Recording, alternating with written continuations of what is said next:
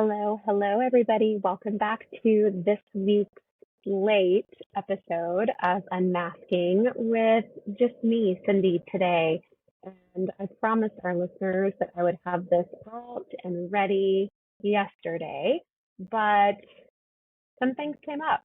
Life is lifing. And so I'm a really big stickler for timelines, but I am allowing myself some flexibility and some grace to have this to you guys a day late. So thank you for your patience as I get this rolled out. If you follow my Rooted Counseling Services Instagram account, you know that I was in San Francisco this past weekend where I was seeing Glennon Doyle, her sister Amanda, and her wife Abby Wambach at their We Can Do Hard Things book tour. So I'm holding the book in front of me. It's this beautiful book, We Can Do Hard Things, if you're watching this episode. But I love what they've done here because they have taken life 20 questions. I'm not really sure how they narrowed it down to 20 because I have a million, but they took some of the top questions that keep us stuck in life and really created a collection of wisdom from different people that they've had on their podcast to friends that they have interviewed for this book. And it's just a lovely, lovely guide. I'm calling it my Bible right now. I'm not finished with it, but I have gotten a big chunk of it read when I was on the way out to San Francisco. And I love it. I love everything they have to say. If you know me, you know that I'm an avid Glennon follower and fan. I listen to her podcast pretty regularly. And so I was so excited to see her in this element. Northern California is like the perfect fit for her because it's, it's free. It's less, I guess, binary. So there's a lot of room for both and, which I love. It's affirming. It's just a lovely place. And I'm also partial to that area because, as you might also know, that is where our family business is. And so I'm there quite a lot. And so when I saw that they were coming to the area, I just immediately snapped up a ticket because I knew it was going to be a sold out tour, and it was. And I just really wanted that opportunity to be up close and personal in that space with them. And it was lovely. It was lovely. So I thought today what I would do is talk a little bit about some of my takeaways from the tour, but then also how this weaves really nicely into our series on friendship that we're going to be starting. And before I dive in, I just wanted to let you all know that Sarah will be back with me in a couple of weeks. So I will be hosting next week on my own, and then she will come back with me and join me in this really important series on friendship. So let's just go ahead and dive in. And I will start just by setting the scene and giving you all a little bit of background on my experience with Glennon and her wife and her sister. I saw Glennon Doyle in a church in Dallas, Texas, many, many years ago. And this was before she published Untamed. I believe it was before she married Abby. So she was getting out of a divorce from her husband, or ex-husband rather, Craig, who she has 3 kids with. And she was just, I feel like at that time, starting to really find her voice and start to become more brave, and how she talked about living your truth, being free, being brave.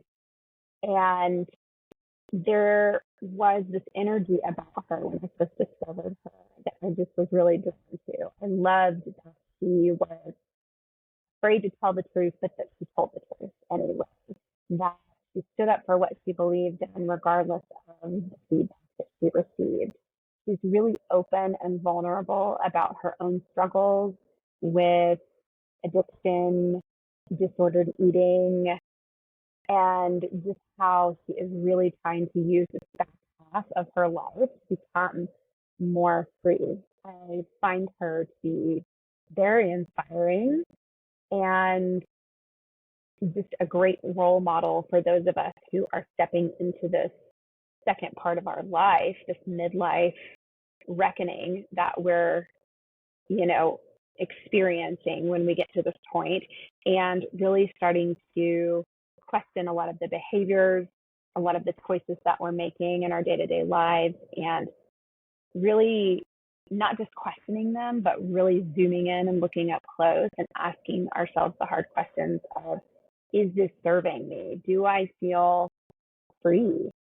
Do I feel held by my community, or is there something amiss here? Is there more for me out there?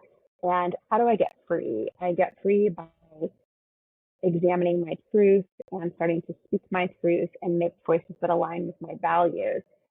And I just really love this idea of being both held and free. What does that mean? It means to me that you are surrounded by people who support you and lift you up. They hold you in this space, but then they also give you the freedom to choose. So it's this idea of like, you don't have to do it my way. You don't have to believe the things that I believe. I'm still going to create this safe space for you to feel held, but I'm always going to encourage you to be honest with yourself and live your truth. And I just feel like that can be a really rare occurrence in life.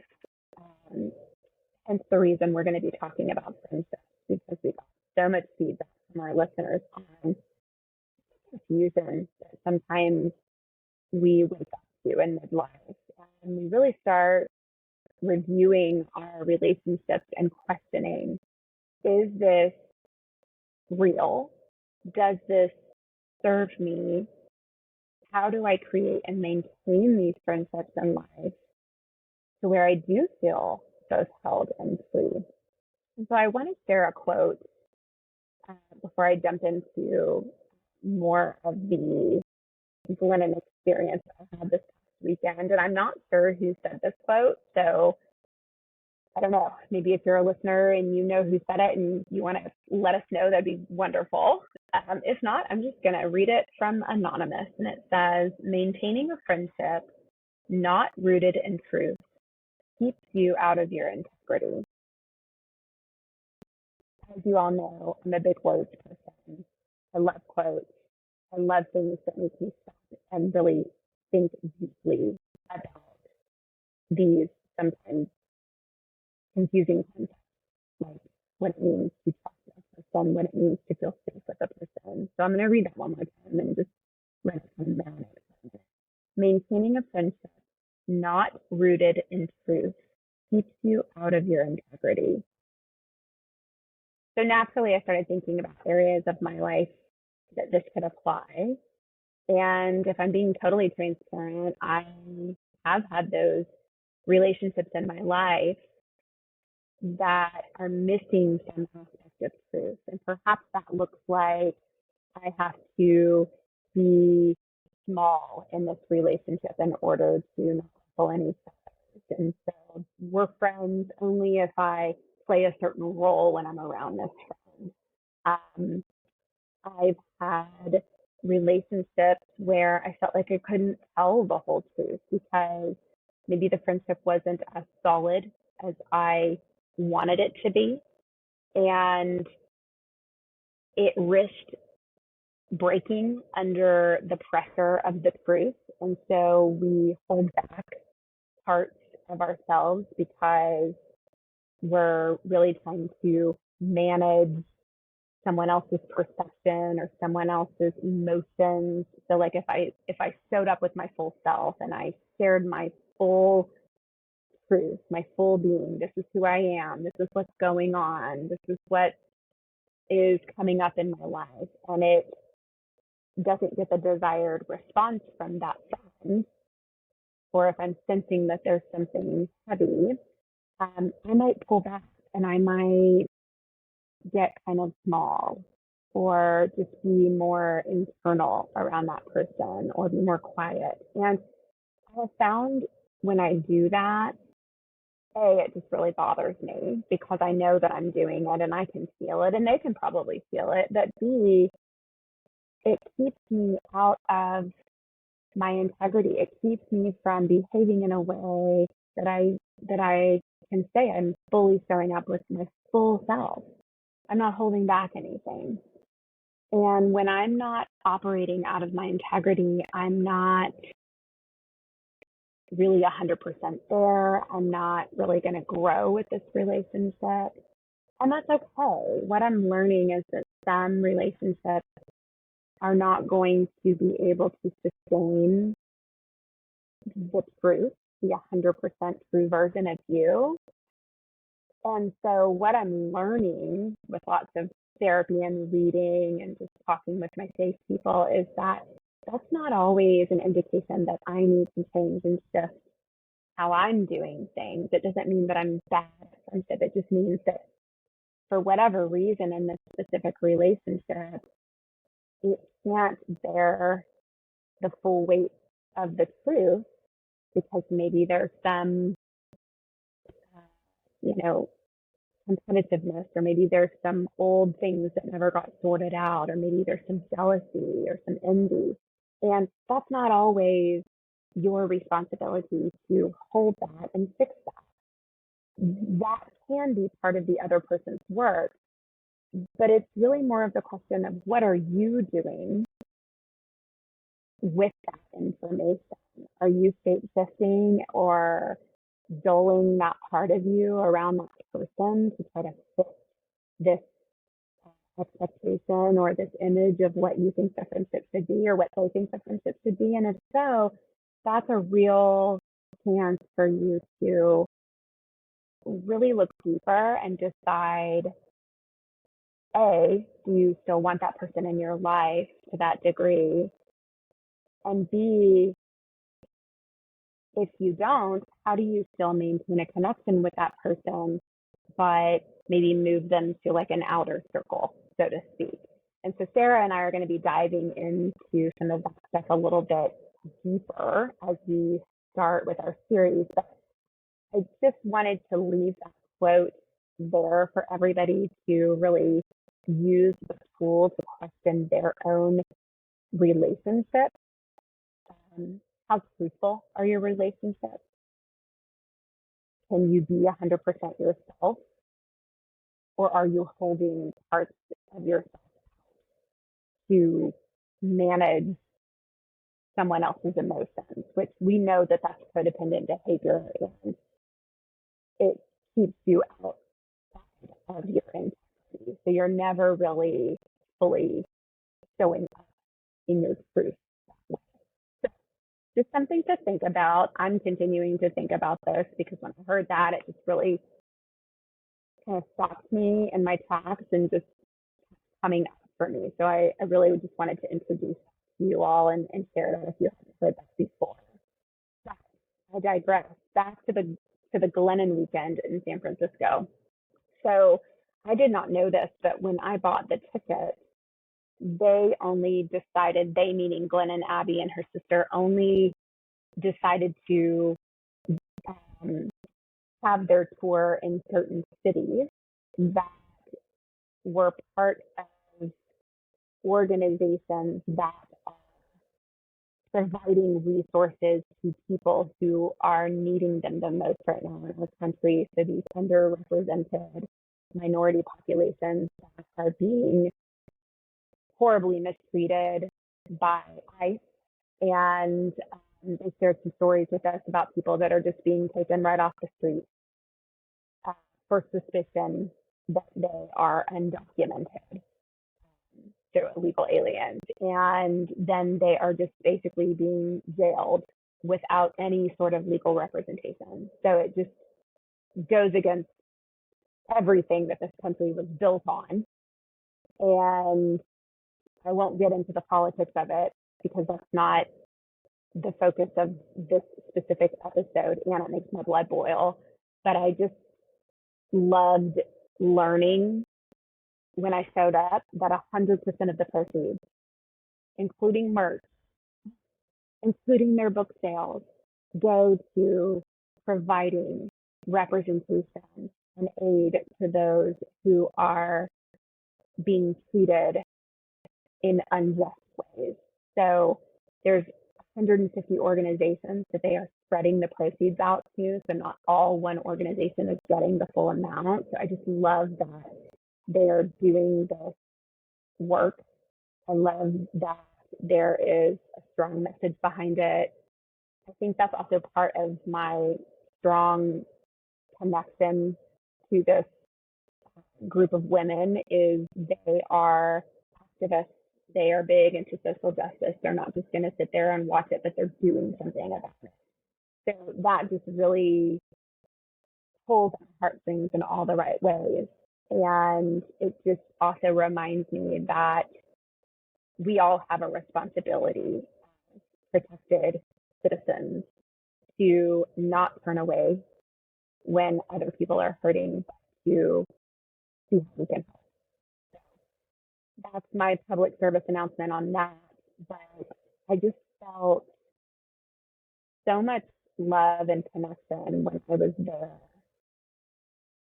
at this, tour, I guess if you want to call it that. And so they started out with a family meeting because Glennon used to be a third grade teacher. And so he just kind of walked us through the evening and what to expect. And then they all had their life updates based on what was going on, what they shared on the podcast. Glennon's daughter sang and played her guitar, and she's really good. And so that was really neat to see because I've heard her talk about, her daughter's dream to become a musician many times on the podcast. And so it was just wonderful. And they devoted the last 30 minutes of the tour to some Q&A from the audience. And there was a lady that stood up and shared her background. She's a law professor at Berkeley, and she was talking about how she is stuck in this kind of sandwich role right now in her life, meaning that she is caring for her two little ones who both happen to be neurodivergent, and she's also caring for her mother who has terminal cancer. And she talked about her friendships.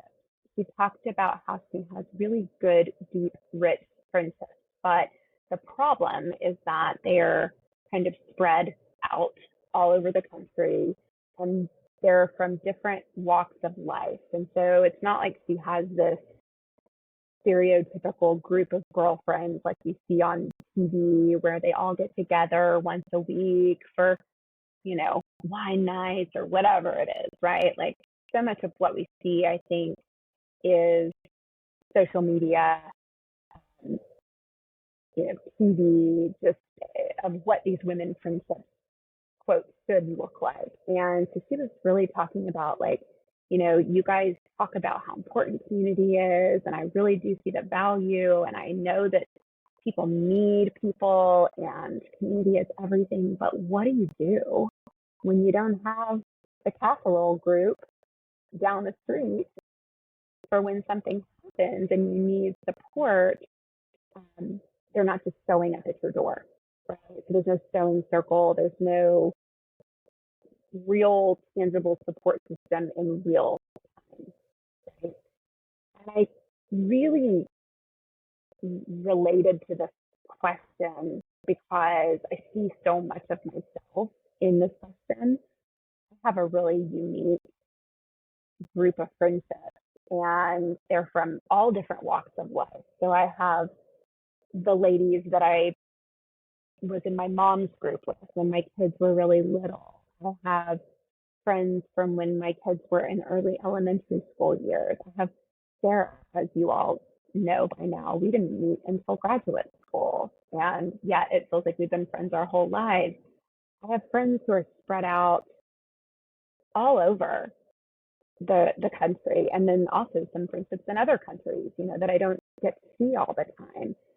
But that when we are together, it's like no time is passed. I know that I could call them for anything and they would listen, and they have at different points in my life when I've really just been in struggle. They will celebrate me. They know my quirks. They appreciate me nonetheless. And I really do feel deeply loved by these women, but they're not all in one place. And so oftentimes when I'm going through a big life change or when they're going through something, I can't just show up on their doorstep. Yet I also know that I need this. And so basically it was like, what do you do?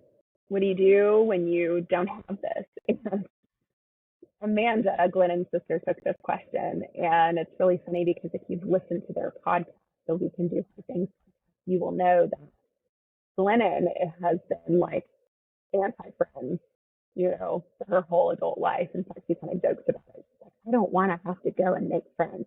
I know I need this, but I'm so judgy and I'm such a hard egg to crack, and I just don't want to have to do it. It's uncomfortable. It's hard. It's like dating.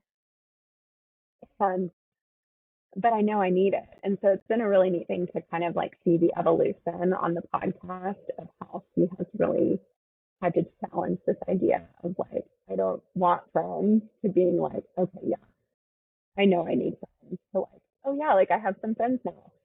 And her sister took this question, and it was just kind of like, yeah, I get it.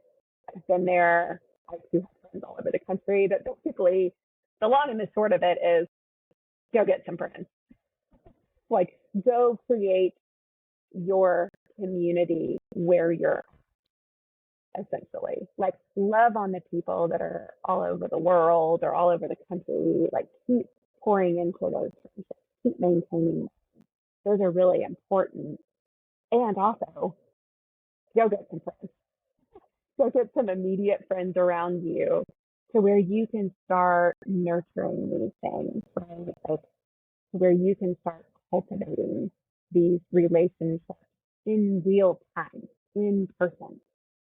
And I think we all kind of got really used to having these virtual connections, especially during COVID, right? Where we would hop on a Zoom and we would all kind of connect through Zoom. And that was lovely. I really enjoyed that. I needed that. But also, if you're not careful, you can continue to just kind of float through life like that and never really build the deep friendships that you so need in real time, up close, in person.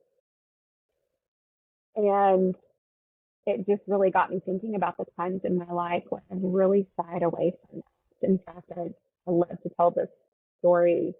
I shared this with a couple of my close friends that, when we moved from Las Vegas to Texas in 2011, I was devastated to leave my mom.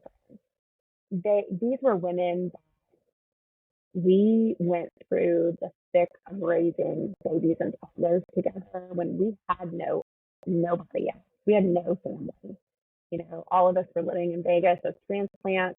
We had nobody. And so these women became my sisters, my people, my community. And as much as I knew we needed to leave Vegas to come back home to Texas, I fought it. I fought the whole like branching out again and meeting new people. I fought it so hard that I didn't really leave my home. This is kind of embarrassing to admit, but I'm going to share it anyway. Other than to go to work and take my kids to the park and, church, grocery store, whatever, I didn't go out. I didn't want new friends. I was not on board with it. So much so to the point that I'll never forget, one of our neighbors was hosting a progressive dinner for New Year's that year. And I think we had already lived in Texas maybe close to a year at that point. I don't know. I can't get the timing 100% right. But anyway, she was hosting a progressive dinner. And so my husband comes home and he's a super extroverted person, if you know him. And I am the opposite. And he's like, yeah, I'm like, we're gonna be the appetizer house, and then we're gonna walk down the street, and then we're gonna have dinner, and then we'll end up across the street at dessert. And I just looked at him like, I don't want any part of this. This sounds like a horrible idea. I just want to stay in my PJs and watch the ball drop on TV. But I knew I needed to go because it had been maybe almost a year and I had just not made the effort at all. And so when we were getting ready to go to the first person's house, our neighbor was like, oh my gosh, I've made a mistake. I called my single friend to get her to come to this progressive dinner because I thought your husband was a single father. And I just realized that he has a wife and he is married to you. Oh my God, I got to call her real quick and tell her not to come. And so that is a very, I guess, funny example of how much we can stay, quote, safe, how much we can really fight change, so much so to the degree that people don't really ever know us. People don't know much about us. They want to. People want to get to know people, right? Like we are pack animals. We need groups. We need people. But if we're not careful, we can just really live this life of solitude where not a lot of people know us. And so it got me thinking about vulnerability and how hard that can be, especially in our adult friendships, because if you live a pretty stable, life, meaning like if you didn't move much and you were really solid in your community, you might not have ever had to let yourself be known in that way as an adult. I grew up in the same neighborhood from K to 12. So I have two really close high school girlfriends that know most everything about me, quirks and all. I don't have to do a lot of work there for them to get to know who I am because they've known me since elementary. But that's not the norm. And especially the world we're living in today, it's really rare that we stay in one place for more than about 5 to 7 years and then we're off to the next stage of life. I mean, gone are the days where we're raised in the same neighborhood for 30 years and our parents stay in that home and our parents' parents stay in their home. I mean, the world is changing. We are so transient now. We can do most anything from a computer screen. And so it allows us this opportunity to have these experiences where we can move. And thank goodness for that. I don't think we should stay stagnant. I'm not a big believer in being planted somewhere and staying there forever and ever, amen. I mean, it might work for some people, but it doesn't work for a lot of us, right? We have to be malleable. We have to be willing to bend and change with the times and the stages of life that we're going through. But we can't expect for people to do all the labor to know us. We have to also put in some effort for those relationships to really work.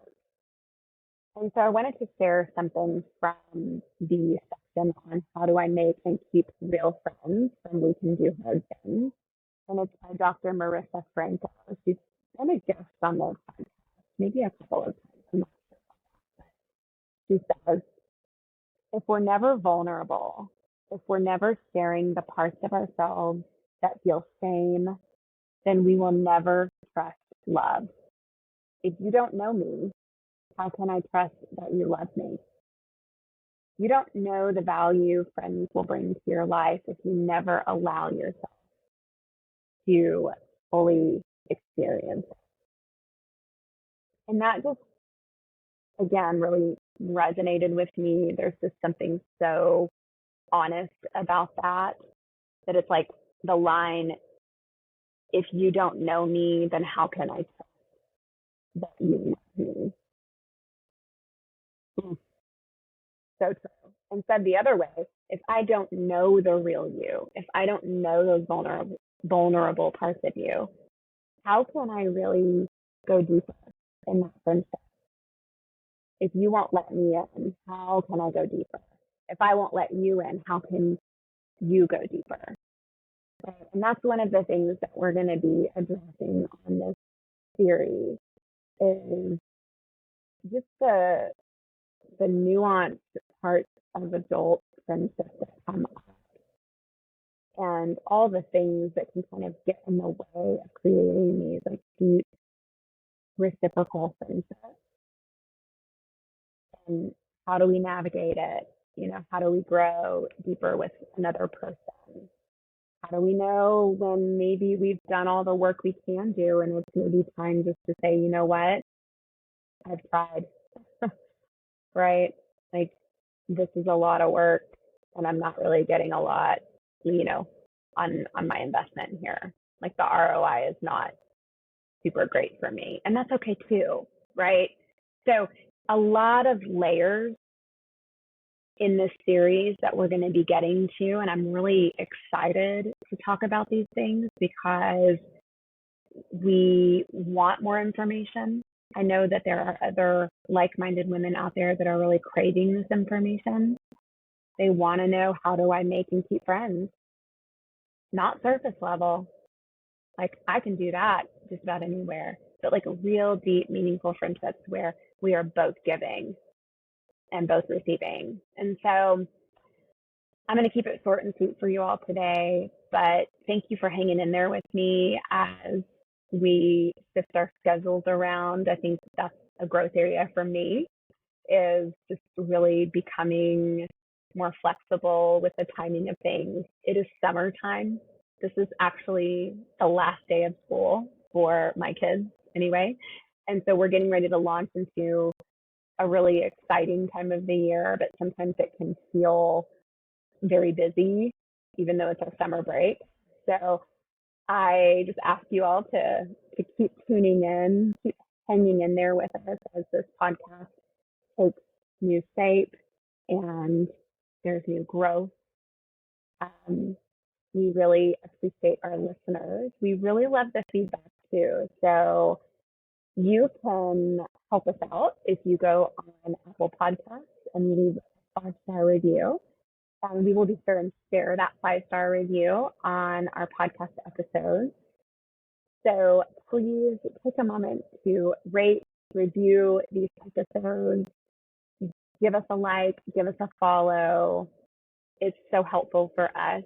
And always, always, always, if there are questions or ideas for new episodes, or you just want to connect with us, you can find us on Instagram at Unmasked Therapist or the unmaskingpodcast.com, which is our website. You can go there for new show uploads and also more ways to get in touch with us there. So thank you, thank you, thank you. And tune in next week. I am going to be talking about redefining female friendships. So I hope you'll join me, and then we'll be back with us shortly after that. So take care of yourselves, everybody, and happy summer.